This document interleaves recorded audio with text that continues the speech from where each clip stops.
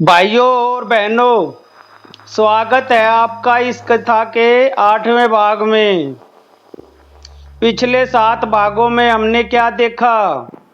उज्जैन का वैभव, अमर फल का रहस्य, राज्य त्याग, गुरु से दीक्षा, उज्जैन वापसी, गुरु के उपदेश और भर्तृहरि की अद्भुत यात्रा जिसमें उसने एक डाकू को सुधारा, एक विद्वान का अहंकार तोड़ा, 2 जातियों का झगड़ा खत्म किया। आज के भाग में एक बड़ा रहस्य उजागर होगा। गुरु गोरखनाथ भर्तृहरि को एक ऐसी बात बताएंगे जो उसने कभी नहीं सोची थी। और उधर उज्जैन में पिंगला के जीवन में एक बड़ा बदलाव आएगा। यह भाग बहुत रहस्यमयी और भावुक है। ध्यान से सुनो भाइयों। एक दिन आश्रम में शाम का वक्त था। सूरज ढल रहा था, आसमान लाल नारंगी हो रहा था, नदी में सूरज का प्रतिबिंब कांप रहा था। भर्तृहरि और गुरु गोरखनाथ धूनी के पास बैठे थे। अचानक गुरु ने कहा, भर्तृहरि, तुम्हें एक बात बतानी है, एक बात जो मैंने आज तक किसी को नहीं बताई। भर्तृहरि ने ध्यान से देखा। गुरु का चेहरा गंभीर था, आंखों में एक अजीब सा भाव था। भर्तृहरि ने कहा, बताइए गुरुदेव। गुरु बोले, वो साधु जिसने तुम्हें अमर फल दिया, याद है? भर्तृहरि ने कहा, हाँ गुरुदेव, उन्हीं के कारण तो यह सब कुछ हुआ। गुरु मुस्कुराए। वो साधु नहीं था भर्तृहरि, भगवान की लीला निराली है भाई। समझ ना आवे इंसान ने, जो दर्द देवा वो भी उपकार, यह बात जाने सुजान ने। भाइयों, भर्तृहरि ने पूछा, क्या मतलब गुरुदेव? गुरु बोले, वो साधु जानबूझकर तुम्हारे पास आया था, वो फल जानबूझकर तुम्हें दिया गया था। भर्तृहरि चौंका, जानबूझकर? लेकिन क्यों? गुरु ने कहा, क्योंकि तुम्हारी यह नीति थी, तुम्हें इस रास्ते पर आना ही था। राज्य में राज रहते तो तुम एक अच्छे राजा बनते, लेकिन तुम्हारे अंदर जो ज्ञान था वो कभी नहीं जागता। भगवान ने वो साधु भेजा, उस फल के जरिए एक घटना घटाई और उस घटना ने तुम्हें यहाँ तक पहुंचाया। नीति का लिखा कोई न मिटे, भगवान की मर्जी चलती है। जो होना था सो होकर रहेगा, यही दुनिया की रीत चलती है। भाइयों, भर्तृहरि बहुत देर चुप रहा। उसके मन में बहुत सारे विचार आए। तो क्या पिंगला ने जो किया वो भी नीति थी? तो क्या उस दर्द का भी एक मकसद था? तो क्या हुआ? जो हुआ वो बुरा नहीं था, बल्कि भगवान की योजना थी। उसने गुरु से पूछा, गुरुदेव, तो क्या पिंगला को वो धोखा भी भगवान की इच्छा थी? गुरु ने कहा, भर्तृहरि, इस दुनिया में जो भी होता है उसके पीछे एक बड़ी योजना होती है। जो दर्द देता है वो कभी कभी सबसे बड़ा उपकार होता है। पिंगला ने अगर वो फल किसी और को नहीं दिया होता तो तुम आज यहाँ नहीं होते। भर्तृहरि की आंखें भर आई। उसने धीरे से कहा, तो पिंगला मेरी दुश्मन नहीं थी, वो तो भगवान का एक जरिया थी। गुरु ने कहा, अब तुम समझे। दुश्मन भी कदे कदे उपकारी भगवान का जरिया बन जावे। पिंगला ने भी यो एक करा था, भर्तृहरि ने रास्ता दिखावे। भाइयों, उस रात भर्तृहरि ने बहुत देर तक आसमान को देखा। उसके मन में अब पिंगला के लिए कोई शिकायत नहीं थी, कोई दुख नहीं था, बल्कि एक अजीब सा आभार था। उसने सोचा, पिंगला, तुमने अनजाने में मुझ पर बहुत बड़ा उपकार किया। और उसने आसमान की तरफ हाथ जोड़े, हाथ जोड़कर शुक्र मनाया। रात ने तारे गवाह बने, जिसने दर्द दिया था उसके आज हमारी भर्तरी बने। भाइयों, अब उज्जैन की बात सुनो। भर्तरी के जाने के बाद उज्जैन में बहुत बदलाव थे। विक्रमादित्य बहुत अच्छे राजा बने, प्रजा खुश थी, नगर समृद्ध था। लेकिन एक इंसान जो खुश नहीं था, पिंगला।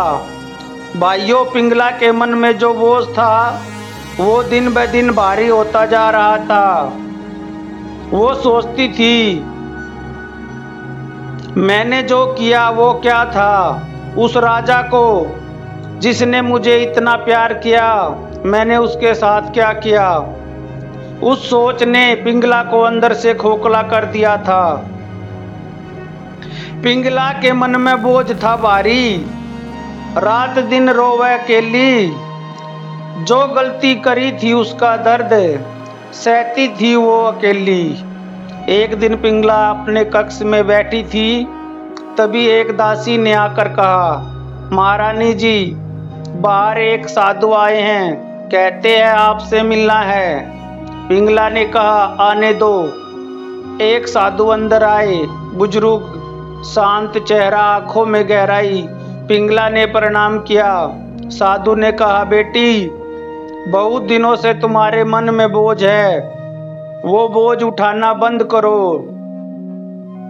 पिंगला चौंकी, आप कैसे जानते हैं? साधु ने कहा, जो इंसान पश्चाताप करता है उसके चेहरे पर एक खास निशान होता है। पश्चाताप की आग जलावे, मन न करे बेचैन, पर उस आग ते निकल कर बंदे मिलता है असली चैन। भाइयों, उस साधु ने पिंगला से बात की। पिंगला ने सब कुछ बताया, अमर फल की बात, भर्तरी के साथ जो हुआ सब कुछ। साधु ने कहा, भर्तरी ने जो रास्ता चुना वो रास्ता तुम्हारे लिए भी खुला है। रास्ता खुला है सबके लिए, देर नहीं कभी होती। जो जाग जावे अंधेरे में, उसकी किस्मत कदे नहीं सोती। भाइयों, उस रात पिंगला ने बहुत सोचा। उसने सोचा, भर्तरी ने राज्य छोड़ा, मैं क्यों नहीं छोड़ सकती? अगले दिन पिंगला ने विक्रम को बुलाया। बोली, महाराज, मैं यहाँ से जाना चाहती हूँ। विक्रम ने पूछा, कहाँ जाना चाहती हो? पिंगला ने कहा, साधना के मार्ग पर, मुझे एक गुरु की तलाश है। विक्रमादित्य ने कहा, पिंगला, यह महल तुम्हारा है। पिंगला ने कहा, महाराज, यह महल मेरे शरीर का घर है, लेकिन मेरी आत्मा का घर कहीं और है। महल छोड़ा पिंगला ने भी, भर्तरी की राह पकड़ ली।